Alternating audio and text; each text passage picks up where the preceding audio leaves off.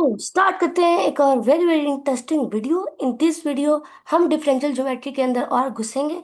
और जो लोग हमें ऑनलाइन ज्वाइन कर रहे हैं उनके लिए लेक्चर नंबर 2 है। और इस लेक्चर में हम डिफरेंशियल ज्योमेट्री की जो बुक है उसको हमने जहाँ छोड़ा था, ये चैप्टर नंबर 3 था, डेफिनेशन ऑफ आर्क लेंथ से। तो इससे आगे पढ़ेंगे आर्क लेंथ के बारे में, और साथ ही चैप्टर नंबर 4 के फर्स्ट 2 टॉपिक्स को डिस्कस करेंगे। और जो हमें ऑफलाइन ज्वाइन कर रहे हैं, जो हमारे फिजिकल क्लासरूम के स्टूडेंट्स हैं, उन सब ने ये वीक पढ़ पूरे वीक में पढ़ा है। उनकी वीकली रिवीजन है, तो ये सेकेंड वीक रिवीजन है, वीडियो नंबर 2। आई होप कि मैंने क्लैरिटी के साथ समझा दिया, आपको समझ आ गई होगी। स्टार्ट करते हैं। बहुत ध्यान से सुनना, बहुत फोकस होकर सुनना। It's a very interesting course, और अल्लाह करे आपको फील आए। बिकॉज हम ये कोर्स अच्छी CGPA लेने के लिए नहीं, बहुत अच्छा काम करने के लिए नहीं पढ़ रहे। इनफैक्ट हम इस कोर्स को पढ़ रहे हैं टू लर्न मैथमेटिक्स। समझ आ गया? To feel mathematics, to get the inside of it. I hope आपको समझ आएगी। मेरा तो इस साइड से यही कोशिश रहेगा, आपकी साइड से आपकी कोशिश। स्टार्ट करते हैं। हमने बात की थी आर्क लेंथ की। आर्क लेंथ हम किस तरह फाइंड करते थे? हमारे पास एक बड़ी सी आर्क थी, उसको हम छोटे छोटे पॉइंट्स में डिवाइड करते थे। ये देखो, छोटे छोटे पॉइंट्स में हमने डिवाइड किया उस आर्क को, और उस आर्क के ऊपर छोटे छोटे सब डिविजन हमने लगाए, और उन सब डिविजन्स को ज्वाइन किया। तो हमने एक बड़ी सी आर्क को छोटी छोटी आर्क्स में डिवाइड किया। अगर मैं आपके लिए बना सकूं तो ये देखो, बहुत ध्यान से समझना।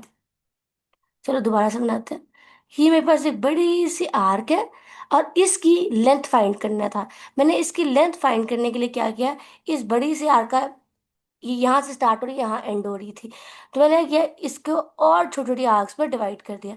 और इन छोटी छोटी आर्क्स में डिवाइड करने के बाद मैंने क्या किया, जो इन आर्क्स के जो एंड पॉइंट्स थे ना, इन आर्क्स के जो एंड पॉइंट्स थे, मैं अगर आपके लिए ज़्यादा अच्छा से बना सकूँ तो कुछ ऐसे करके आर्क ले लेते हैं। ये आर्क है हमारे पास, और ये आर्क यहाँ से स्टार्ट हो रहा है, यहाँ ख़त्म हो रहा है, और हम इस आर्क को छोटे छोटे पार्ट्स में डिवाइड कर लेते हैं। ये लो, मैं छोटी छोटी सब डिविजन्स कर लिया। मैंने इस आर्क की लेंथ फाइंड करने के लिए क्या किया, इस आर्क जो हमने ड्रॉ किया ना, एंड पॉइंट्स उनको ज्वाइन कर दिया। और अगर गौर से देखो, हम ओहो, अगर आप गौर से देखो तो हमने ऐसे एंड पॉइंट्स को ज्वाइन किया कि जो एंड पॉइंट्स हैं वो एक दूसरे से कनेक्ट हो गए बाय अ स्ट्रेट लाइन। तो इसका मतलब है, जो छोटी छोटी आर्क का मैंने लेंथ फाइंड करना था, तो मैं ऐसे ही फाइंड कर सकती हूँ जैसे स्ट्रेट लाइन का फाइंड करती हूँ। स्ट्रेट लाइन में हम कैसे फाइंड करते हैं? जब भी कोई इंसान, कोई बंदा या कोई भी चीज़ मूव करती है स्ट्रेट लाइन पर, बिल्कुल स्ट्रेट प्लेन पर, तो हम कैसे फाइंड करते हैं? फाइनल माइनस इनिशियल कर कर। यहाँ पे भी ऐसे ही करेंगे। हम यहाँ पे पहले एक जनरल उठा लेते हैं। लेट से इसको उठा लेते हैं, इसको मैं कह देती हूँ कि ये मेरे पास एक्स आई है, तो ये एक्स आई -1 है। तो अगर मैं सिर्फ इस आर्क के, इस छोटी सी आर्क का अगर आपके सामने फाइंड करना चाहूँ इसकी लेंथ क्या है, तो इसको मैं कैसे फाइंड करूँगी? फाइनल माइनस इनिशियल, और साथ में आप इसका एब्सोल्यूट ले लेंगे जो लेंथ को रिप्रेजेंट कर रहा है। मतलब ये कि हमने डिस्टेंस फाइंड किया इन दो एंड पॉइंट्स का। समझ आ गई? और सिमिलरली जैसे मैंने इस पार्ट के लिए कैलकुलेट किया इस पार्ट का, और मेरे पास यहाँ पे मैंने कितने सब डिविजन ड्रॉ किए? 1 2 3 4 5 6। तो मैं अगर इसको समीशन कर लूँ तो मुझे सबका मिल जाएगा। तो स्टार्ट करते हैं, i = 1 से लेकर i = 6 तक। तो ये मेरे पास इस फॉर्मूले से मैंने इस पूरे आर्क का आर्क लेंथ फाइंड कर लिया। राइट, और इसको प्यार और गुस्से से SP कह लेते हैं। समझ आ गई सबको? आई होप कि हमने लास्ट टाइम पे पढ़ा था, आपको पता होगा। लेकिन अगर ऐसा हो कि मैंने यहाँ पे 6 डिविजन्स ऐड किए हैं, और अगर लेट से मैं अब 6 के बजाय और सब डिविजन्स ले लूँ, लेट से मैंने 6 के बजाय 12 पॉइंट्स ले लिए, एक पॉइंट यहाँ ले लिया, एक पॉइंट यहाँ ले लिया, एक पॉइंट यहाँ ले लिया, एक पॉइंट यहाँ ले लिया, एक तो वही है 6। इसका मतलब है पहले एक चीज थी, एक बड़ी सी रस्सी थी, एक आग थी, उसको हमने 6 इक्वल पार्ट्स में डिवाइड किया और उनको ऐड किया, तो हमारे पास आर्क लेंथ निकल आया। लेकिन अब क्या करूंगी, मैं उसी रस्सी को 6 के बजाय 12 पार्ट्स में डिवाइड करूंगी, और 12 पार्ट्स को अब मैं ऐड करूंगी। अब सोचो, formula remain same, formula remain same, formula remain same. लेकिन अब क्या हो रहा है, अगर आप गौर से देखो, ऊपर वाले फॉर्मूले में वी आर एडिंग 6 थिंग्स। इधर देखो, we are adding 6 things, but now we are adding 12 things. तो हमने जिसकी पहले जिस सब डिवीजन कर कर आंक लेंथ फाइंड की थी, उसी चीज की दोबारा बहुत ज्यादा, दोबारा कर रहे हैं लेकिन ज्यादा सब सब डिविजन्स कर रहे हैं। तो इसका मतलब है ये जो अब बनी है ना SP डैश, दूसरी अप्रोक्सीमेशन हमने पॉलीगॉन आर्क्स बनाकर फाइंड करने की कोशिश की। छोटी छोटी आर्क्स है ना, इनको पॉलीगॉन आर्क्स कहते हैं।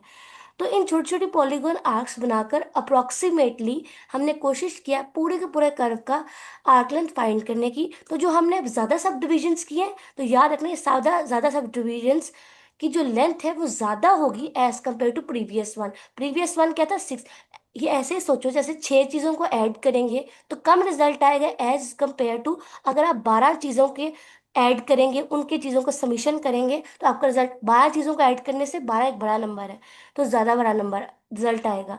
लेकिन 6 चीज़ों को ऐड करने से कम आएगा। इसको इस तरह याद कर लो। तो इसका मतलब यहाँ से पता ये चला कि SP डैश की जो आर्क लेंथ है वो ज़्यादा होगी SP से, बिकॉज इसके अंदर हमने ज़्यादा सब डिविजन्स किया। मैं अगर लिख दूँ अगर आपके लिए, तो यहाँ होगा ज़्यादा सब डिविजन्स, ज़्यादा सब डिविजन्स। इसका वजह ये है, राइट। और यहाँ पे अगर आपको याद हो तो हम पढ़ते हैं वो जो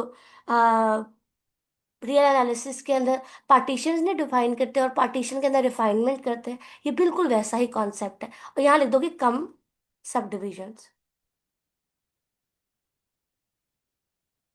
अब यहीं से एक बात बढ़ाते हैं। अब मैंने यहाँ पर एक आर की दो सब डिविजन्स की और उनकी उन दोनों सब डिविजन्स के लिहाज से आर्क लेंथ फाइंड किया।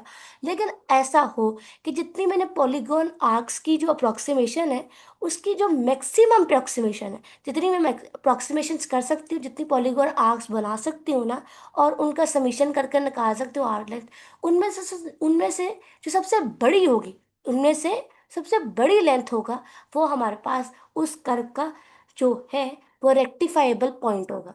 मतलब उस पॉइंट पर जो सबसे बड़ी लेंथ होगी इस पूरी अप्रोक्सीमेशन के अंदर, उसको बोलेंगे, वो जो लेंथ है वो इस कर्व की रेक्टिफाइबल लेंथ है। इसको यहाँ किताब से थोड़ा सा पढ़ते हैं, ये हमने आपको सारा एक्सप्लेन कर दिया है। इधर आ जाओ, बहुत ध्यान से सुनने वाली बात है। थोड़ा सा हम येलो ले लेते हैं और थोड़ा सा थिकनेस बढ़ाते हैं। Okay. Thus, we are led to define the length of the arc C as the segment as the greatest length of all possible approximating polygon arcs P, especially an arc। अब उसने arc के बारे में बता रहा है आगे, थोड़ा सा पढ़ लेते हैं।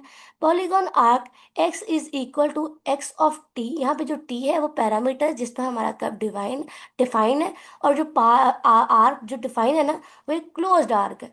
Is set to be rectifiable. अगर वो सेट जो है हमारे पास जो कर्व है वो रेक्टिफाइबल होगी अगर हमारे पास सेट ऑफ ऑल अप्रोक्सीमेट जो पॉलीगॉन आर्क्स है वो बाउंडेड अबव हो जाए, मतलब हमें सबसे बड़ी लेंथ मिल सकती है। तो इसका मतलब ये है कि पॉलीगॉन आर्क्स के सेट के पास सुप्रीमम होना चाहिए।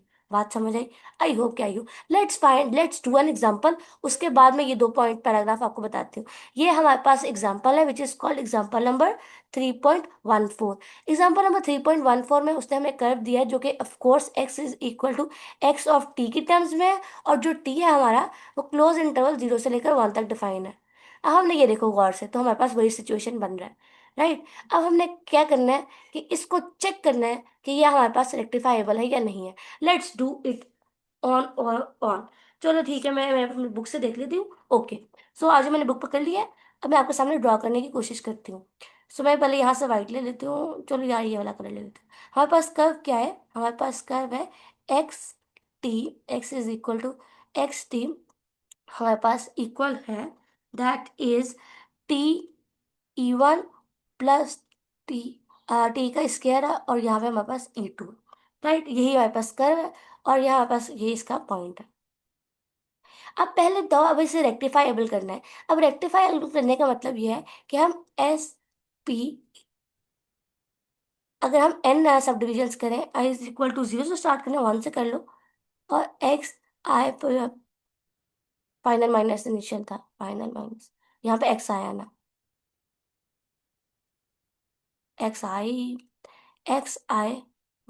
XI-1 का जो सेट है ना, इसको बाउंडेड अबव करना है। यहाँ पे हमें कोई रियल नंबर चाहिए। मतलब ये सारा जो अप्रोक्सीमेशन का ये पॉलीगॉन आर्क्स की अप्रोक्सीमेशन है ना, it's approximation of polygon arcs, approximation of polygon arcs, polygon arcs. चलो यार, ठीक है, तो ये इसका सेट को बाउंडेड अबव करना है, तो हमने इस अप्रोक्सीमेशन को, इस फॉर्मूले को किसी ना किसी रियल नंबर से छोटा करना, बाउंडेड दिखाना है। समझ आ गई? अब सबसे पहले हम क्या डिफाइन करेंगे? सब डिविजन्स। सब डिविजन्स, तो इस तरह करते हैं, पहले डिवाइड करते हैं। ओके, सो T0 = 0, और यहाँ से T1, T2, T3, so on till Tn तक, और Tn लास्ट टिल से 1 तक, बिकॉज ये वाला लिखो। तो ये हमारे पास इधर से लेकर इधर तक डिवाइन है, तभी हमने अपना जो अप्रोक्सीमेट सब डिविजन्स किया, उसमें भी हमने पहले वाले और आखिरी वाले को सेम रखा, बीच में सब डिविजन्स पॉइंट को डिफाइन किया। बात समझ आई? आई होप कि आपको अच्छे तरीके से समझ आई what I have done. Okay, अब हम एस पी फाइन करते हैं। तो S P is equal to summation, again हमने एन सब डिविजन स्टार्ट किए, और यहाँ से आई इज इक्वल टू 0 तक कर लेंगे, बिकॉज 0 से स्टार्ट हो रहा है बात। राइट? बात समझ आई? आई होप कि आई हो। तो यहाँ पे कैसे करेंगे? हम लिखेंगे T1 E1 आई आएगा, और यहाँ पे हम लिखेंगे प्लस Ti² और E2 आई। पहले सारे वाले सवाल को आई की टर्म्स में लिखा, अब माइनस क्वेश्चन को Ti-1 वाली टर्म में लिखूंगी मैं।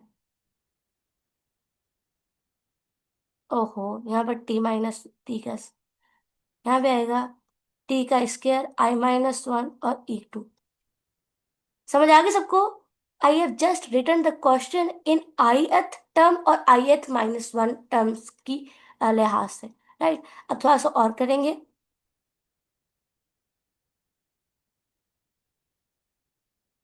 अगेन, अब क्या करते हैं हम लोग, जो आई टी है ना, जो E1 वाली टर्म्स है उनको एक साइड पे कर लेंगे, और जो E2 वाली टर्म्स है ना, उनको हम एक साइड पे कर देंगे। ठीक है,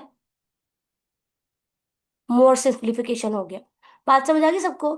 आई होप कि आपको अच्छे तरीके से ये बात समझ आ गई होगी। अब क्या करते हैं, यहाँ पर हमारे पास एब्सोल्यूट मॉड है, मॉड के साइन का एब्सोल्यूट वैल्यू, इसको ना हम अलग अलग कर लेते हैं। लेकिन याद रखना, अब जब हम अलग अलग करेंगे ना एब्सोल्यूट वैल्यू को और ये मॉड के साइन को, तो याद रखना अब क्या होगा कि यहाँ पे ग्रेटर देन इक्वल टू का साइन आ जाएगा। ठीक है, याद से, ये बहुत इंपॉर्टेंट बात है। और इन सब पर हम लिख लेंगे, अलग अलग हो जाएगा। इस पर देखो अलग अलग हो जाएगा, I1 - Ti1, और इस पर आ जाएगा E1 का अपना हो जाएगा, और प्लस इसका अलग हो जाएगा, स्क्वायर आएगा यहाँ पे ऐसे कर कर यहाँ। Remember that this is very important thing. बच्चे अक्सर यही गलती करते हैं, जब मॉड साइन अलग अलग सब पे मोड अप्लाई करना, तो यहाँ पे ग्रेटर देन इक्वल टू का साइन आएगा। बात समझ आ गई सबको? आई होप क्या आई हो। राइट, आगे बढ़ते हैं। कोई क्वेश्चन हो तो आप पूछ सकते हैं, उसमें आपको कोई टेंशन नहीं, नीचे पूछो, व्हाट्सएप पे पूछो, कहीं भी पूछ लो, बस पूछ लेना आंसर। राइट, कोई डाउट ना रहे। बहुत अच्छा पढ़ो, मुल्क के लिए, अपने लिए बहुत आगे जाओ। ठीक है, लेकिन डीप जाओ, पढ़ने की कोशिश करा करो। अब अगेन, E1 और E2 आर डायरेक्शनल वेक्टर्स, और इनका एब्सोल्यूट वैल्यू तो 1 होगा। बात समझ आ गई? तो यहाँ पर इनको तो हम 1 कर देंगे, इनकी लेंथ है लेट से, तो ये 1 में हो जाएगी। बात समझ आई कि ना? ओके, यहाँ पे आ जाइए I1,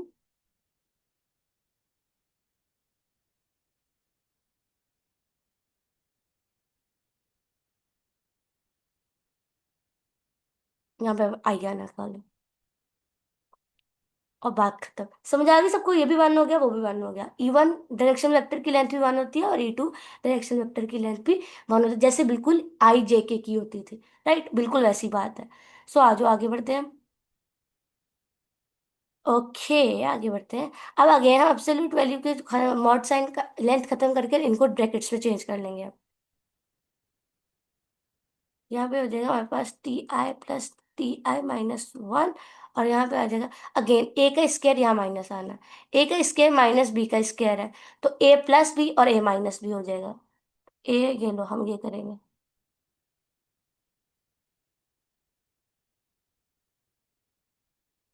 कॉमन निकाल लेंगे। ठीक है,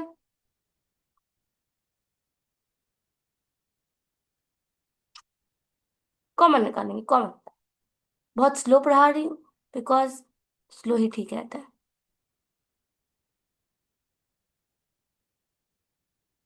तो यहाँ पे हम निकालेंगे Ti + Ti-1 को कॉमन, तो यहाँ पर आ जाएगा 1, और यहाँ पे आ जाएगा Ti, यहाँ पे हमने Ti माइनस को कॉमन निकाला, यहाँ प्लस है।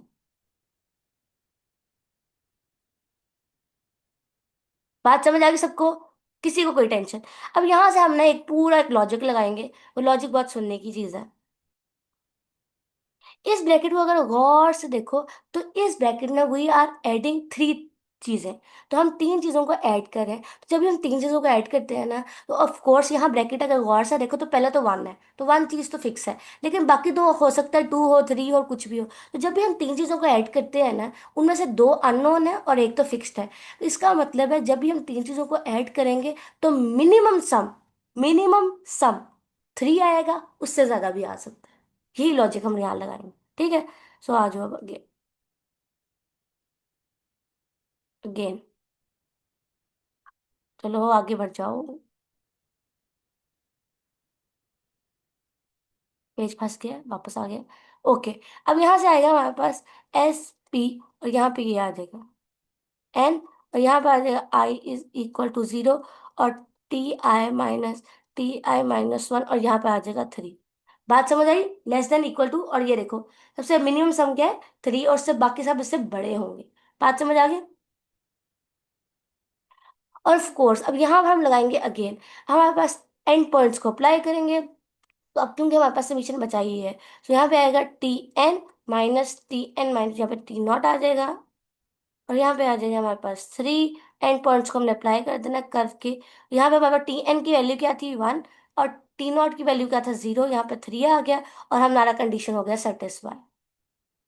बात बन गई। हमने यही कंडीशन है, इसका मतलब है जो हमारे पास पॉलीगोन आर्क हमें दी, सॉरी, हमें जो आर्क दी गई थी वो रेक्टिफाइबल थी, और वो उसकी जो मैक्सिमम लेंथ था वो 3 था। बात समझ आ गई सबको? आई होप कि तुम्हें अच्छे तरीके से समझ आई हो व्हाट वी हैव डन।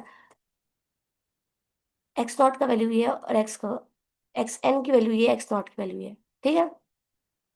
आगे बढ़ते हैं। नेक्स्ट चीज। ओके, तो नेक्स्ट हमारे पास एग्जांपल है, विच इज एग्जांपल नंबर 3.15। और यहाँ पर अगर गौर से देखो, तो हमने इस एग्जांपल में असल में देखना ये है कि अगर आप गौर से देखें तो यहाँ पे हमारे पास ऑसिलेशन, ऑसिलेटरी ऑसिलेटरी कर्व है। ऑसिलेटरी कर्व, और अगर आप गौर से देखो तो ऑसिलेट हो रही है, देखो नजर आ रही है ऑसिलेशन। तो याद रखना, हर ऑसिलेटरी कर्व नॉन रेक्टिफाइबल होती है, क्योंकि वो ऑसिलेट हो रही है, तो उसकी मैक्सिमम चीज नहीं फाइंड कर सकते। और अगर आप गौर से देखो तो इट गोज टू इन्फिनिटी, देखो टिश, टिश, टिश, टिश, और ये आगे बढ़ रही है। तो ये देखो बढ़ती जा रही, बढ़ती जा रही है, तो मैक्सिमम कितनी होगी? तो वी कांट फाइंड दैट। बात समझ आई? और इसमें बिल्कुल बिल्कुल एग्जैक्टली वैसे जैसे हमने अभी इसमें फाइंड किया है, इन्होंने वैसे ही फाइंड किया है। और ये देखो पहली ये है, दूसरा कंपोनेंट उस कर्व का ये है। इसको हमने प्रूफ करना है कि नॉन रेक्टिफाइबल है। तो हमने इसका सब डिविजन कैसे डिफाइन किए? 1, 1/पाई, 1/2 पाई, सो ऑन, 1/n - 1 पाई, और उसके बाद आगे हमारे पास जीरो आ गया। चलो यहाँ से जीरो स्टार्ट किया। ठीक है, बात समझ आ गई? तो इस तरह करके इन्होंने प्रोसेस चलाया है। उसके बाद वही कंडीशन किया, सब डिविजन्स को अप्लाई किया है, और उसके बाद ये देखो नीचे यहाँ पर उन्होंने सब डिविजन्स को अप्लाई किया कर्व के ऊपर, जैसे हमने ऊपर अप्लाई किया था। उसके बाद उन्होंने क्या किया? अप्रोक्सीमेट करने के लिए, बाउंडेड अबव करने के लिए, उन्होंने वो पहली और आखिरी टर्म को उन्होंने डिलीट कर दिया, ड्रॉप कर दिया। उसके बाद वो सम जब ड्रॉप किया, तो इसका मतलब है पहले दोनों बराबर थे दोनों साइड, लेकिन यहाँ पर अब आपने दो टर्म्स कम कर दी, तो इसका मतलब ये साइड बड़ी हो गई। बात समझ आई? तो अब देखना, ऑफ कोर्स उसके बाद आप इसको सॉल्व करेंगे, तो इन दी एंड हमें तो ये वाला कंडीशन चाहिए था रेक्टिफाइबल के लिए। ये वाला कंडीशन को हमें सेटिस्फाई करना था, लेकिन यहाँ पर तो उल्टा हो गया, ये वाला कंडीशन आ गया। दैट इज वाई हमने देखा कि ये जो ऑसिलेटरी कर्व हमें दिया गया था। अच्छा, यहाँ पे कैसे पता चला ऑसिलेटरी है? Because of trigo function involve, sine cos tan, sine और कॉस दोनों ऑसिलेटरी होती है। अगर आपको पेपर में सवाल आ जाए, अगर ऐसी कोई कर्व दी जाए जिसमें साइन फंक्शन इन्वॉल्व हो, तो याद रखना वो भी नॉन रेक्टिफाइबल ही होगी। आई होप कि तुम्हें पॉइंट समझ आया हो, मैंने क्या बताने की कोशिश की। आगे बढ़ते हैं नेक्स्ट पॉइंट। अगर हमारे पास कोई रेगुलर कर्व हो, अब रेगुलर कर्व के अंदर हम जानते हैं कि हर रेगुलर कर्व दो कंडीशंस को पक्के से सेटिस्फाई करता है। नंबर वन कंडीशन ये आ जाता है कि वो फर्स्ट C1 क्लास कॉन्टिन्यूस होगा, मतलब फर्स्ट ऑर्डर डेरिवेटिव कॉन्टिन्यूस और डिफरेंशिएबल होगा। और दूसरा कंडीशन ये था कि उसका पहला डेरिवेटिव नॉन जीरो होगा। तो इसका मतलब ये है कि रेगुलर कर्व में हमें पक्के से कंडीशन ये है कि हर पॉइंट पे डेरिवेटिव एग्जिस्ट करता है, तो याद रखना। और रेगुलर कर्व हमेशा कॉन्टिन्यूज होती है, और हम हमेशा ऐसा होता है कि कॉन्टिन्यूस चीज़ों को ऐड करने के लिए, सॉरी, डिस्क्रीट चीज़ों को ऐड करने के लिए हम ये यूज़ करते हैं, और कॉन्टिन्यूस चीज़ों को ऐड करने के लिए हम इंटीग्रल साइन यूज़ करते हैं। We have discussed it in detail in calculus as well. So अगर आप गौर से देखो तो पहले हमारे पास ये वाला, सेकंड कौन सा पेज था, दिस, यहाँ पर देखो तो हमारे पास, ये देखो, हम ऐड डिस्क्रीट चीज़ों को कर रहे थे, डिस्क्रीट नजर आया, अलग अलग पॉइंट्स जिनको हम ऐड कर रहे हैं। So we have use this summation sign. Now अब जिस रेगुलर कर्व का हम फाइंड करेंगे ना, इधर आ जाओ, रेगुलर कर्व कुछ इस तरह की होगी, ये रेगुलर कर्व है। तो इसके ऊपर आप पॉइंट्स हम डिफाइन नहीं करेंगे, इसकी, क्योंकि ये पूरी कर्व अच्छे तरीके से पता है कॉन्टिन्यूज है। तो इसका मतलब ये है कि इसको रेक्टिफाइबल प्रूफ करने के लिए हमारे पास एक पूरा अलग थलग फॉर्मूला है। और सुनो फॉर्मूला किस तरह बनता है, इधर आ जाओ। So use this colour, I think so अच्छा कलर रहेगा। ओके, सब सुनो क्या होगा, क्योंकि कर्व कॉन्टिन्यूज है, तो हमारे पास अब एस पी जो हम कैलकुलेट करेंगे, एस पी, वो किस तरह निकलेगा, ए से लेकर बी। ए हमारे पास स्टार्टिंग पॉइंट है, a is the ending point of the curve. तो हम किस तरह निकालेंगे, हम निकालेंगे इस तरह के F length of the derivative at each point. जो उस कर्व का डेरिवेटिव है ना, उसको हम लेंथ फाइंड कर कर इंटीग्रेट कर लेंगे, उस लेंथ का डेरिवेटिव की हर पॉइंट पे जो लेंथ निकालेंगे ना, उसको हमारे पास इंटीग्रेट करने के बाद निकलेगा जो लेंथ, और आंसर निकलेगा, हम कहेंगे वो हमारे पास लेंथ है उस रेगुलर पॉलीगॉन आर्क की, सॉरी उस रेगुलर आर्क की। बात समझ आ गई। और अगर आप गौर से देखो तो यहाँ पर अब लेंथ है, तो इसको हम ऐसे भी लिख सकते हैं, ए कॉमा आर, और ये इस तरीके से भी आ सकते हैं। अब एक्स के अंदर तीन कंपोनेंट्स इन्वॉल्व होंगे, x1, x2 और x3। वही करेंगे अब क्या, इधर देखो, dx1 डेरिवेटिव ले लो, इधर आ जाओ, और इसको ऐड कर लो। यहाँ पर ये गलती होगी थोड़ी सी, साफ करने की कोशिश करते हैं। पहले कंपोनेंट का डेरिवेटिव उसको ऐड करेंगे, दूसरे कंपोनेंट का डेरिवेटिव लेंगे, उसको ऐड करेंगे, उसका, उसके बाद उसका स्क्वायर लेकर ऐड करेंगे, और तीसरे कंपोनेंट का डेरिवेटिव लेकर उसका स्क्वायर करके उसको ऐड करेंगे और ये लेंगे। तो हम इस तरह इस फॉर्मूले के तहत अपना रेगुलर आर का रेक्टिफाइबल है, मैक्सिमम लेंथ है, वो फाइंड कर सकते हैं। बात समझ आ गई सबको, I hope, I hope. Let's do an example, इधर आ जाओ, और हम फाइंड करते हैं अपना हेलिक्स का। हेलिक्स बहुत इंटरेस्टिंग कर्व है, बहुत ज्यादा इंपॉर्टेंट कर्व है। तो आज वो हेलिक्स को फाइंड करते हैं। पहली बात है, क्या ये हेलिक्स हमारे पास जो है, हेलिक्स, वो एक रेगुलर कर्व है? 100% यस है।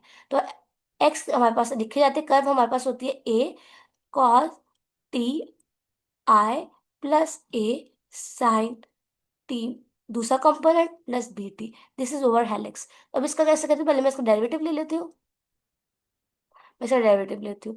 तो साइन का डेरिवेटिव, कॉस का डेरिवेटिव तो भाई साइन हो गया, और साइन का डेरिवेटिव कॉस हो गया,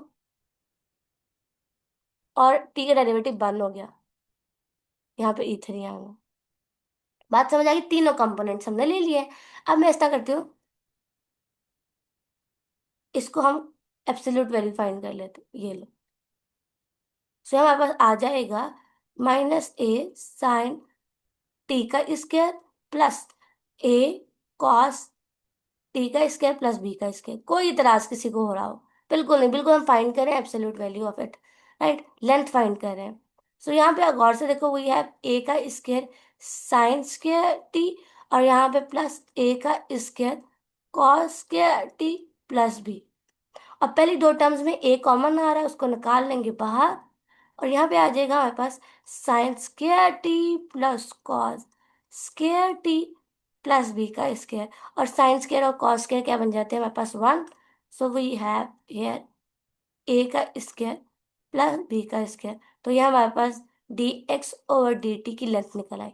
नाउ अब हमने क्या फाइंड करना है, इसका arc length, arc length find करना है। सो आर्क लेंथ कैसे निकालेंगे, S P is equal to, और अगर आप सवाल में देखें कहाँ से लेकर कहाँ तक डिफाइन है, जीरो से लेकर, ये देखो डिफाइन कहाँ है, जीरो से लेकर। तो कर्व स्टार्ट यहाँ हो रही है, एंड यहाँ हो रही है, इसी पॉइंट को लेकर चलेंगे। तो जीरो से लेकर 2 पाई तक, और यहाँ पे आएगा D x over d T, और यहाँ पर डी टी। और अब हम वैल्यू सब्स्टिट्यूट करेंगे, 2 पाई एज इट इज आएगा हमारे पास। ओके, और यहाँ पे हमारा क्या निकला था, ए का स्क्वायर प्लस बी का स्क्वायर और डी टी। और ये वैल्यू मैंने ऊपर से लिखी नीचे, अब किसी को एतराज ना हो कि कहाँ से आ गया, ठीक है। ओके, तो यहाँ पे हमारे पास पेपर ही वो लेंथ ही खत्म हो गए। अब डी, अब यहाँ से एक और चीज देखो बहुत ध्यान से। अब अंडर रूट ए का स्क्वायर और बी का स्क्वायर तो कांस्टेंट है, बाहर आ गया इंटीग्रल से, राइट। लेकिन यहाँ पे आएगा 0 से लेकर 2 पाई तक और डी टी, और वन है यहाँ पर, तो वन का इंटीग्रेशन क्या होता है, टी। टी और टी पे कंडीशन क्या लगा है, ये 0 से लेकर 2 पाई तक। अब लिमिट ऑफ इंटीग्रेशन पुट करेंगे तो ये आ जाएगा, तो ये हमारे पास निकल आया। It is the rectifiable of the length. Yes, हमने हेलिक्स को रेक्टिफाइबल कर दिया, this is the maximum length of the helix. Helix is rectifiable, proof होगा, राइट। और हमने हेलिक्स की लेंथ भी फाइंड कर ली है। यहाँ पे आप लिख दो S P of helix, length of helix लिख लो, हेलिक्स। समझ आई कि ना? आई होप आपको अच्छे तरीके से समझ आई हो व्हाट वी हैव डन है। ठीक है, ओके ओके ओके ओके। अब यहाँ से हम आपके सामने एक और बहुत इंटरेस्टिंग चीज रखते हैं, बहुत ज्यादा गौर से समझना। ओके, यहाँ से हम नई का नया पेज ले लेते हैं, यहाँ पे आ गए। ओके, तो हमने अभी तक देखा कि if we have a regular curve, हमारे पास रेगुलर कर्व हो, देखो बहुत ध्यान से, तो हमारे पास ये था कि S P is equal to integral आएगा, और साथ में डी एक्स और डी टी आ जाएगा, और डी टी आ जाएगा, राइट। यही कहानी है ना। अब एस पी को खाली एस लिख लेते हैं, इस तरह तो चल जाए आर्क लेंथ है, राइट। तो अब मैं करती हूँ, अब मैं ना इस एस को डिफरेंशिएट करती हूँ विद रिस्पेक्ट टू टी। ठीक है, तो देखते हैं क्या बनता है हमारे पास। तो देखो क्या होगा, x T over d T.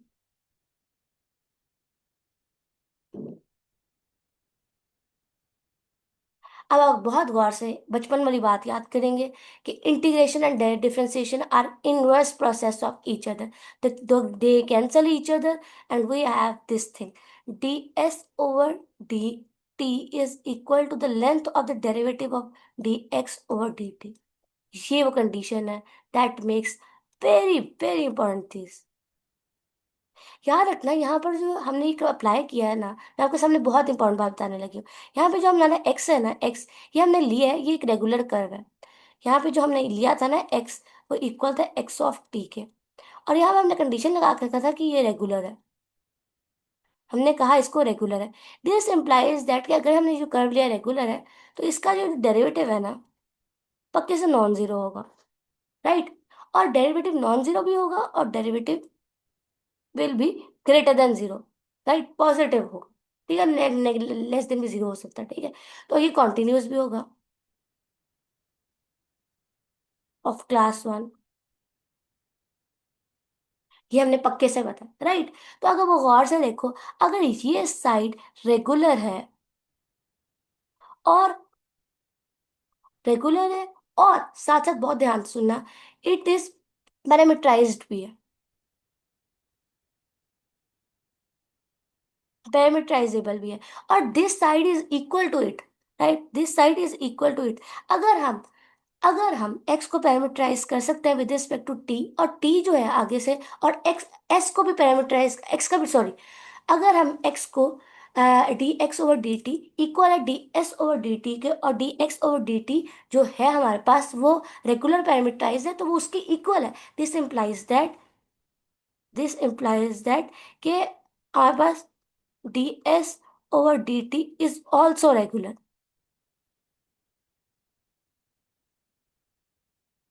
यहाँ से हमें ये पता चला, बात समझ आ गई। और यहाँ से हमें वही पॉइंट पता चला है कि हम आर्क लेंथ को भी एज अ पैरामीटर यूज कर सकते हैं, क्योंकि अगर आपको याद हो, we have discuss in allowable change of parameter, कि कोई भी चीज़ हम जिस भी नई चीज़ को लेकर आना चाहते हैं कि वो पैरामीटर बने, वो भी पैरामीटराइज्ड फॉर्म बन सकती है कर्व की। उसको दो कंडीशन को सेटिस्फाई करना है। नंबर वन कंडीशन ये था कि उसको रेगुलर होना है। नंबर टू कंडीशन ये था कि उसको मोनोटाइज होना है। मोनोटाइज होने का, मोनोटाइज कह रही हूँ, अल्लाह माफ करे, मोनोटाइज, मोनोटोन होना है, रियली सॉरी, मोनोटोन होना है। यूट्यूब पे पढ़ा रहे हैं तो मोनेटाइज हो रहे हैं, वाह वाह। वो मोनेटाइज मोनोटोन होना है। मोनोटोन का मतलब यह होता है कि डेरिवेटिव एग्जिस्ट करे, पॉजिटिव हो, बढ़ता है तो बढ़ता जाए, कम हो रहा है तो कम होता जाए, और वो बढ़ता जाए। उससे पता चलता है अगर डेरिवेटिव की वैल्यू पॉजिटिव हो तो इंक्रीजिंग होता है, डेरिवेटिव की वैल्यू नेगेटिव हो तो डिक्रीजिंग होता है। तो दो कंडीशन सेटिस्फाई करने चाहिए थे, किसी भी पैरामीटर को सॉरी किसी भी वेरिएबल को या किसी भी चीज को पैरामीटर बनने के लिए वो ये थी, किसी भी क्वांटिटी को पैरामीटर बनने के लिए वो ये थे कि उसका डेरिवेटिव एग्जिस्ट करे, उसे रेगुलर होना था और उसे मोनोटोन। और अगर आप गौर से देखो तो हमारे पास d s over d t regular है एग्जैक्टली क्या इसका डेरिवेटिव नॉन जीरो है? एग्जैक्टली नॉन जीरो, क्योंकि जिसकी इक्वल है ना उसका डेरिवेटिव नॉन जीरो है। बात समझ आ गई? यहाँ से हमने वो कंडीशन मिल गया कि हमने यहाँ से एक बात लिख सकते हैं, हमें यहाँ से इस बात का इंसेंटिव मिल गया, इस बात का पता चल गया। We can use that, hashtag डालो, we can use arc length as parameter, arc length as parameter. और इसका सबसे ज्यादा फायदा ये होगा आर्क लेंथ को पैरामीटर यूज करने के लिए कि हमें सब डिविजन डिफाइन करने की जरूरत नहीं है। अब हमें बड़ी से कर्व को छोटे छोटे कर्व में डिफाइन करने की जरूरत ही नहीं है, बल्कि अब हम पूरे कर्व को ले रहे हैं कि वो पूरी कर्व जो है उसकी पूरी की पूरी लेंथ को एज अ होल डिस्कस करेंगे अब हम, क्योंकि वो रेगुलर है। बात समझ आई? और हम उसको इंटीग्रेट कर लेंगे। बात समझ आई कि नहीं? आई होप को अच्छे तरीके से बात समझ आई। ओके, यहाँ पर उसने बिल्कुल हूबहू वही बात की है। और एक और बात, वेरी वेरी इंपॉर्टेंट बात यहाँ पे लिखी हुई है। अगर आप गौर से देखो तो हमारे पास ये वाली बात, उसने बिल्कुल वही वाली आर्क लेंथ का फॉर्मूला है, आर्क लेंथ को पैरामीटर हम यूज कर सकते हैं। और उसने यहाँ पे देखो तो हमारे पास टी जो है वो हमारे पास अपर लिमिट है, अपर लिमिट, और T not is my lower limit. और जब भी इंटीग्रल में ऐसा हो कि अपर लिमिट बड़ी हो, लोअर लिमिट कम हो, तो इंटीग्रेशन का आंसर पॉजिटिव आता है। जब भी ऐसा हो कि लोअर लिमिट नेगेटिव हो और जैसे हम इसका एग्जांपल ले ही लेते हैं, ले ही लेते हैं एग्जांपल, सुनो एग्जांपल बहुत ध्यान से समझना। अब लेते हैं एग्जांपल। ओके, सो हम लेते हैं यहाँ से लेकर 0 से लेकर 1 तक और x का स्क्वायर। यहाँ से ले लो 0 ऊपर 1 नीचे और dx। और आप इस दोनों कहानी में गौर से देखो तो यहाँ पर अपर लिमिट बड़ा है, यहाँ पर अपर लिमिट छोटी है। अब देखते हैं इंटीग्रेट करने के बाद क्या बनता है। एक्स का क्यूब लिखना था यहाँ पे, क्यूब आ गया ओवर 3, और यहाँ से रिजल्ट गया। तो यहाँ पे हमारे पास आंसर आया 1/3। और यहाँ पर अगर गौर से देखो अगेन, यहाँ पे 1 से लेकर 0 ले, और यहाँ हमारे पास क्या आंसर आएगा -1/3। और आप बहुत इंपॉर्टेंट बात समझना कि जब भी अपर लिमिट बड़ी है पॉजिटिव आंसर है, अपर लिमिट छोटी है नेगेटिव आंसर है। और अगर गेन, जो हमारे पास लिमिट ऑफ इंटीग्रेशन है ना, लिमिट ऑफ इंटीग्रेशन उनको हम चेंज कर देंगे ना, तो आंसर के अंदर सिर्फ माइनस साइन का डिफरेंस आएगा। दोनों बिल्कुल सेम है, the difference is minus sign. नजर आ रहा है? देखो बहुत गौर से, नजर आ रहा है? ओके, आगे बढ़ते हैं। ये वाली चीज उसने कहा है, उसने कहा है कि अगर अपर लिमिट बड़ी होगी तो आर्क लेंथ का आंसर पॉजिटिव आएगा, ठीक है। और अगर अपर लिमिट छोटी होगी तो आर्क लेंथ नेगेटिव होगी, और is equal to the minus of the length of the arc segment between x of t naught and x of t. बात समझ आ गई? और उसके बाद वही उन्होंने बताया कि हम किस तरह यूज कर सकते हैं। मैंने ये बता दिया आपको कि हमें कैसे पता चला कि हम आर्क लेंथ को भी यूज कर सकते हैं एज अ पैरामीटर। और ये आखिरी बात बिल्कुल गौर से देखो, उसने कहा है कि ये देखो जैसे 1 0,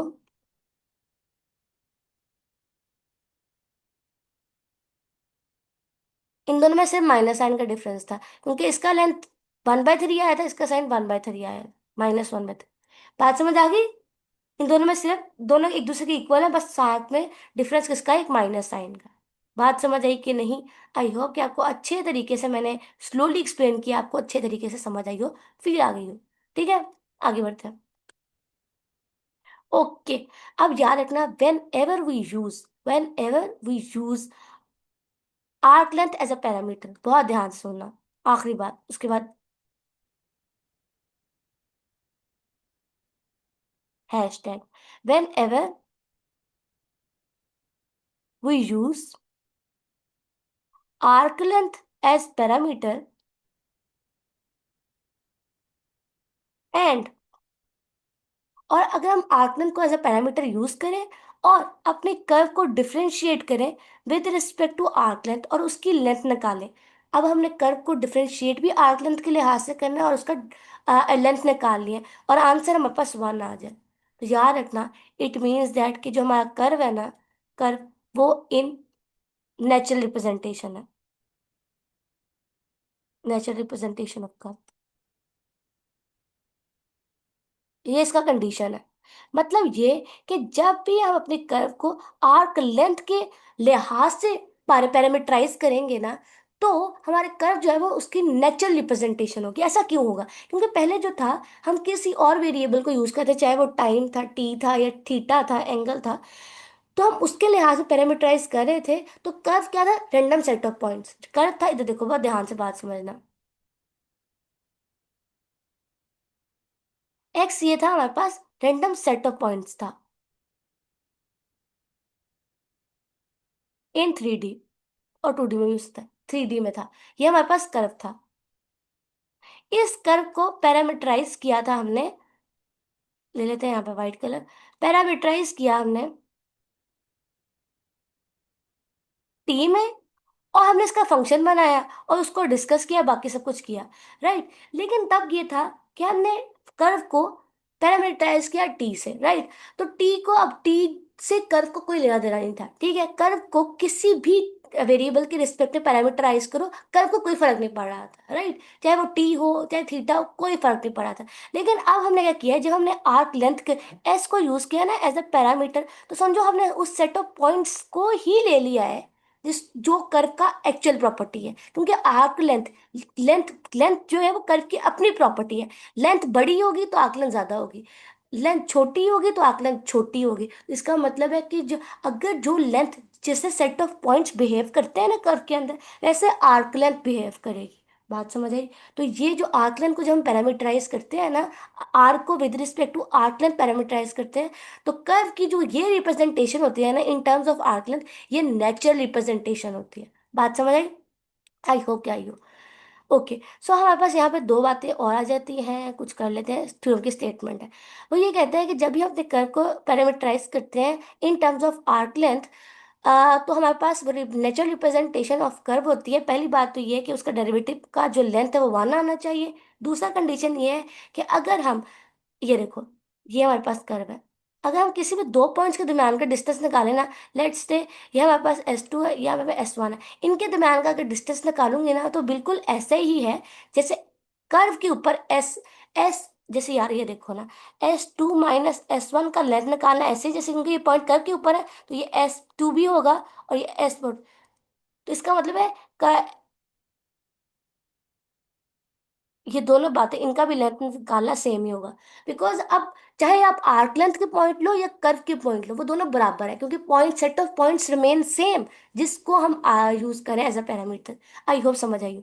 अगर हमारे पास एस एक कर्व है जिसको हमने कर्व को पैरामीटराइज किया इन टर्म्स ऑफ एस, और हम कोई और आर्क लेंथ ले आए एस्टेरिक, और हमने अपने कर्व को इस एस्टेरिक के टर्म्स में पैरामीटराइज किया है, तो याद रखना, एस में और एस्टेरिक में किस चीज का फर्क होगा? सिर्फ एक कांस्टेंट टर्म का फर्क होगा।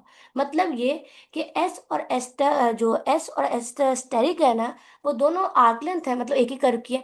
तो सेट ऑफ पॉइंट्स का मतलब ये है कि हम उस कर्व को ट्रेस, इधर देखो बहुत ध्यान से सुनना, मैं एक बात समझाती हूँ, क्या समझ दो वहां तक, बहुत ध्यान से समझना।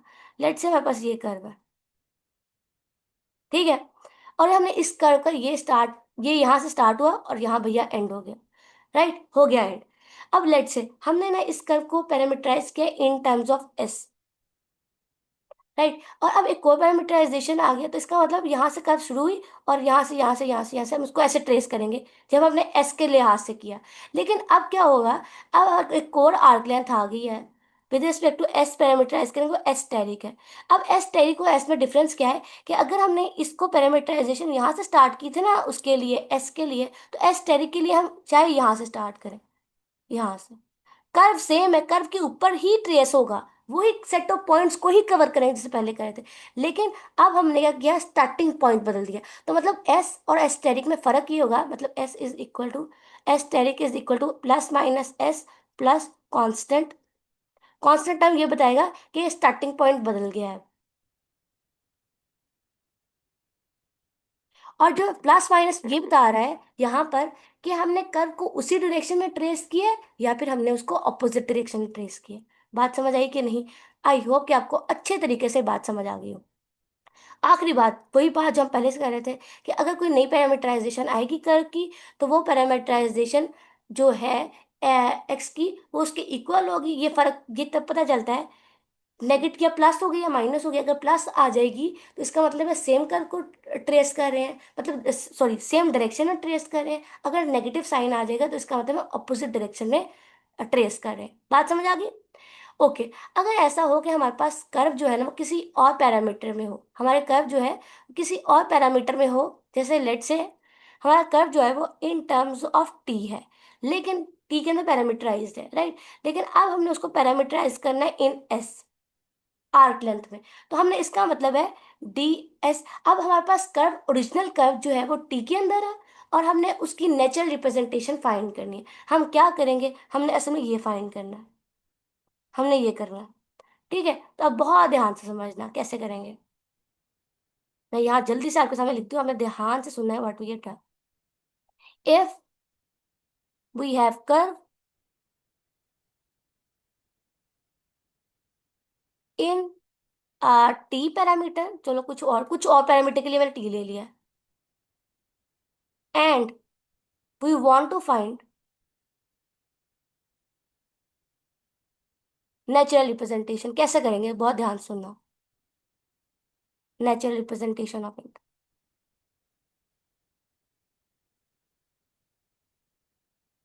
कैसे कैलकुलेट करेंगे, ये देखो बहुत ध्यान से।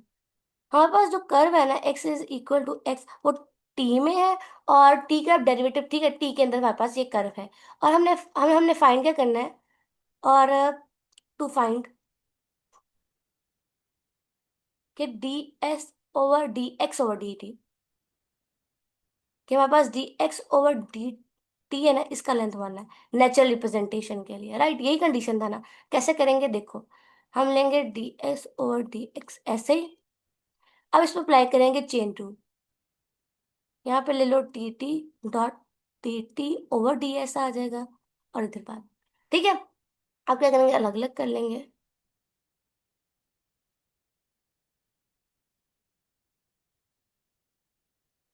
बात समझ आई कि नहीं, but we have done, I hope. अब यहाँ पे मैं क्या करती हूँ, मल्टीप्लाई और डिवाइड कराती हूँ एक कंपोनेंट के साथ। अब देखो वो क्या लेकर आ रही हूँ, D s over d t के साथ मैंने मल्टीप्लाई किया, और साथ में डिवाइड कर देते हैं,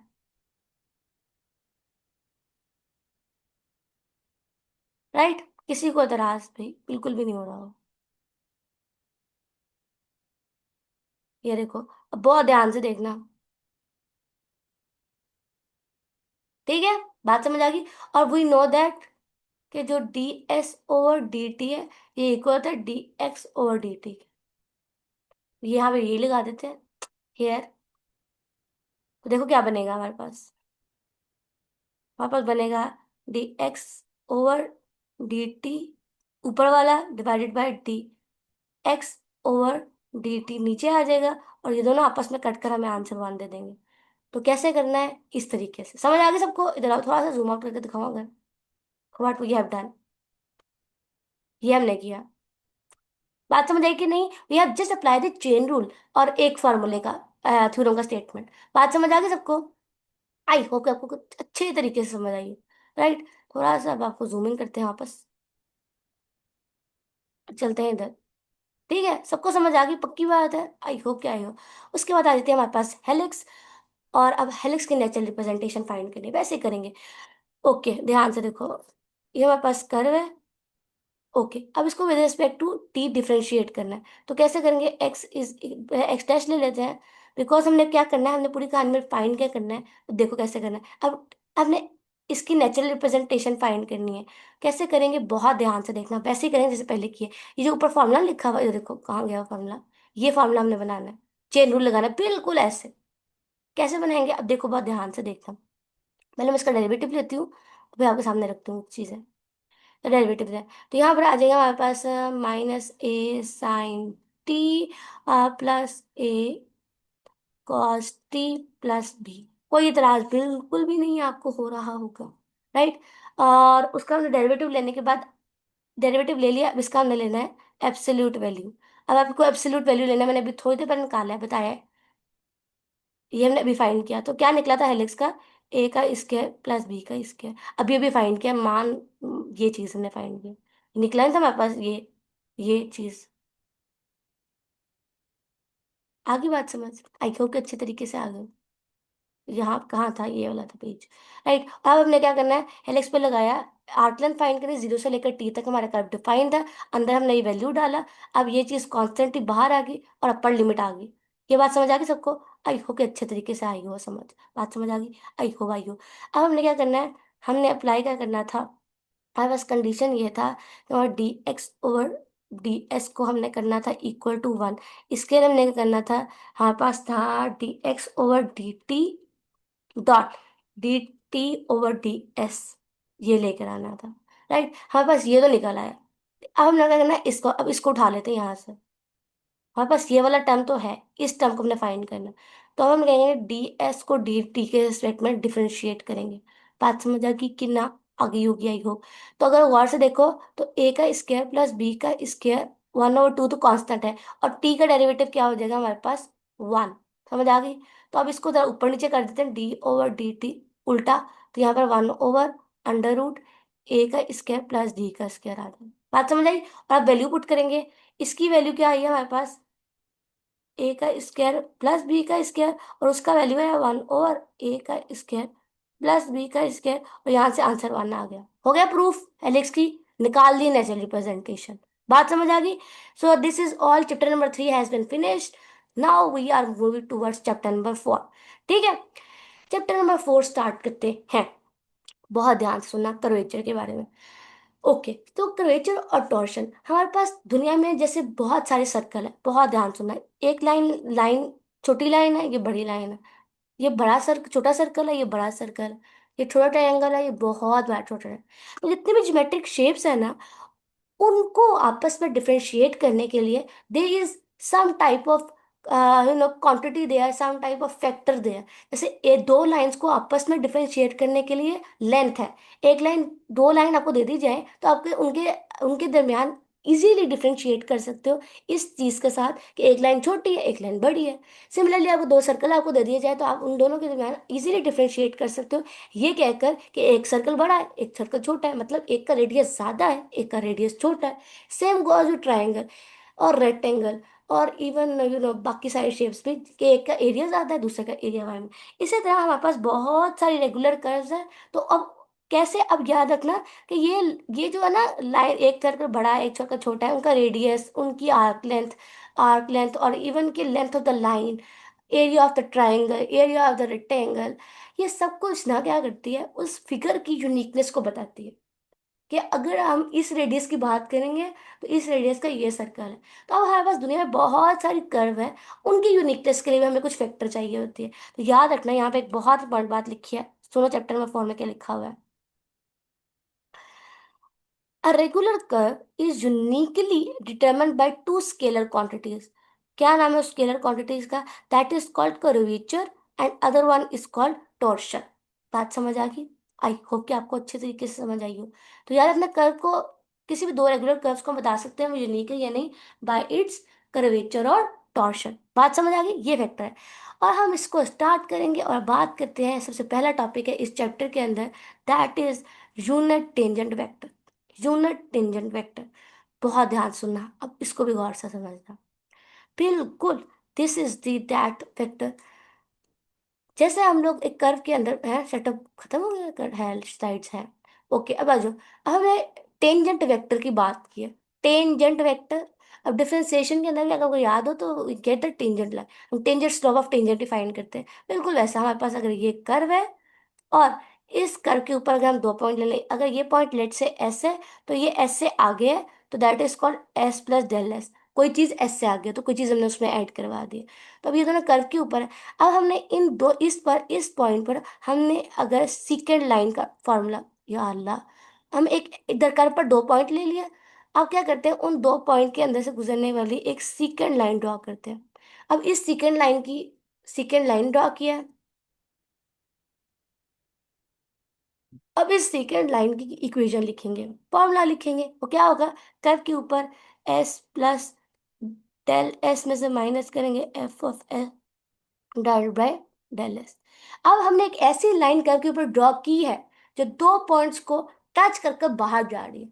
अब हमने तो डेरिवेटिव टेंजेंट वेक्टर करना है। तो अगर मैं इसी टेंजेंट लाइन के अंदर, अगर मैं इसी टेंजेंट वेक्टर के अंदर, अगर इसी सेकंड लाइन के अंदर मैं लिमिट अप्लाई कर दूं ना, del s approaches to zero, तो ये सेकंड लाइन क्या होगा, अब अगेन इसमें और इसमें, तो ये सेकंड लाइन यहाँ से कन्वर्ट हो जाएगी टेंजेंट लाइन ऐसे करके, क्योंकि ये फैक्टर है ये जीरो हो गया, तो ये s plus del s s c बन जाएगा। बात समझे, ऐसे करके ये देखो इधर था ट्रू, इधर पहुंच गई, पहुंच गई, समझ आई। तो याद रखना ये टेंजेंट है वेक्टर, टेंजेंट वेक्टर। और अगर आप गौर से देखो तो हमने दो पॉइंट्स कर्व के ऊपर ही लिए हैं, तो याद रखना कि अगर हमारे पास जब भी हम कर्व को पैरामीटराइज करें in terms of arc length और हम इसका डेरिवेटिव लें, और हम, ठीक है, हमने कर्व को डिफरेंशिएट किया, सॉरी कर्व को पैरामीटराइज किया in terms of arc length, और अब हम जब भी कर्व के ऊपर किसी भी पॉइंट पर, कर्व के ऊपर किसी भी पॉइंट पर या कर्व को with respect to s arc length के डिफरेंशिएट करेंगे ना, तो हम कैलकुलेट करते हैं उस पॉइंट पर, उस पॉइंट के ऊपर टेंजेंट वेक्टर, ये हमारे पास टेंजेंट वेक्टर है। बात समझ आ गई, ये फॉर्मूला है। टेंजेंट वेक्टर कैलकुलेट करने को कहे तो क्या करना है, कर्व को डिफरेंशिएट करना है with respect to arc length. बात समझ आ गई। और याद रखना यहाँ पर लिखा हुआ है यूनिट टेंजेंट वेक्टर, तो इसका मतलब है कि ये जो हमने डिफरेंशिएट किया ना with respect to arc length, इसका लेंथ वन होगा।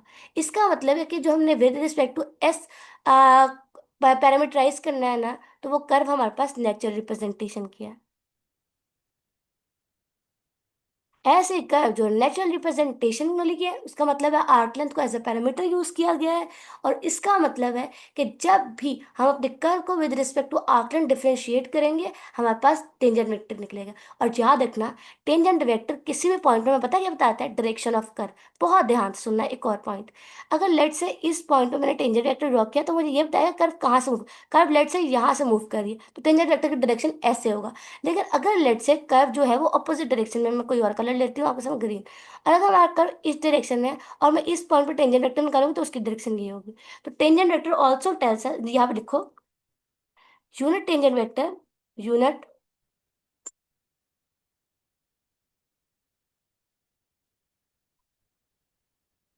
Indicates the direction of curve as well.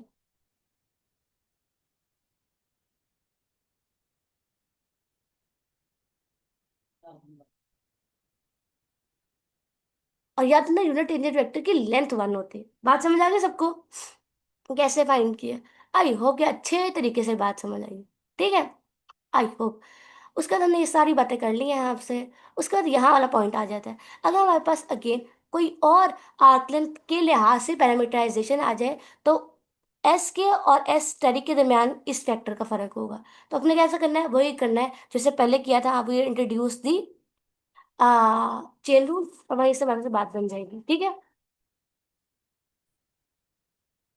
यहाँ से हमें एक और पॉइंट पता चलता है कि अगर हम कोई और पैरामीटराइजेशन लेकर लेकर आएंगे with respect to arc length, तो उसमें और पुरानी वाली में से प्लस माइनस का फर्क होगा। मतलब उसी कर्व को ट्रेस करेंगे, अगर सिमिलर डायरेक्शन में तो प्लस आएगा, अपोजिट डायरेक्शन में तो माइनस आएगा। ट्रेस करने का मतलब ये है, लो, ऐसे जा रहे हैं, ये ट्रेस हो रहा है। और अगर अपोजिट डायरेक्शन में होगा तो ऐसे ट्रेस होगा। Curve remain same, set of points remain same, but trace opposite direction में हो रहा है। बात समझ आई। आई होप कि तुम्हें अच्छे तरीके से बात समझ आई हो कि what we are done. Okay. और याद रखना कि जब भी with respect to arc length differentiate करते हैं ना कर्व को, तो उसके ऊपर ऐसे भी लिख सकते हैं, एस के ऊपर डॉट। एक बार डिफरेंशिएट किया, एक बार डॉट आएगा, और यही बात यहाँ लिखी हुई है, ठीक है। और अगर आप गौर से देखो तो ये टेंजेंट वेक्टर के इक्वल है फॉर्मूला। बात समझ आई कि नहीं, आई होप क्या, आई हो। उसके हमारे पास हम सबके दिल की अजीज बहुत आला कर, that is called helix. Helix भी भाई यही काम करता है। हेलिक्स का हम फाइंड करेंगे टेंजेंट वेक्टर। अब हेलिक्स अगेन टी के अंदर है, अगेन गौर से देखो ये टी के अंदर है, और हमारा ने फाइंड इसका करना है टेंजेंट वेक्टर। टेंजेंट वेक्टर के अंदर कर्व को हम डिफरेंशिएट करते हैं with respect to arc length, arc length. तो वो अगेन क्या करेंगे, ये देखो चेन रूल लगाया, चेन रूल लगाकर वही चीज क्या है, हमने यहाँ पे ये किया D s over d T dot D T over d S था, अगेन कर दो D s over d T से डिवाइड, मल्टीप्लाई और डिवाइड होगा। ठीक है, समझ आ गई। और ये D s over d T को करेंगे डी, ये इक्वल होता है मॉ absolute value D of T. ये किया, ब्रेड हेलिक्स के ऊपर डेरिवेटिव किया, ये देखो हेलिक्स को डेरिवेटिव लेकर, ये हेलिक्स का डेरिवेटिव है और ये हेलिक्स की वो absolute value with respect to किया। समझ आई कि नहीं, किस तरह किया ये हमने सब कुछ भी फाइन किया पीछे। मैं इसलिए नहीं करा रही, मैंने अभी अभी एकदम आपके सामने अभी भी फाइन करके दिखाया। ठीक है, समझ आ रहा है ना? तो याद रखना कि जब भी हमारे पास कर्व किसी और पैरामीटर के लिहाज में, लेकिन हम उसको उसका हमने with respect to arc length करना है, उसका टेंजेंट वेक्टर फाइंड करना है, तो चेन रूल लगाएंगे। और याद रखना अगर कर्व किसी और में है तो उसका टेंजेंट वेक्टर फाइंड करने का फॉर्मूला ये है कि उस कर्व को उसी पैरामीटर के लिहाज से डिफरेंशिएट करो और डिवाइड कर दो उसी पैरामीटर के जो डेरिवेटिव के लेंथ से। ये फॉर्मूला, बात समझ आ गई सबको? आई होप क्या समझ आई हो। ठीक है, ये देखो यहाँ पे ये बात लिखी है, right. So that is all, I hope कि बहुत कुछ सीखने को मिला हो, आपको मजा आया हो। लाइक शेयर एंड सब्सक्राइब, और आपसे मुलाकात होगी नेक्स्ट वीक में एक और रिवीजन सेशन।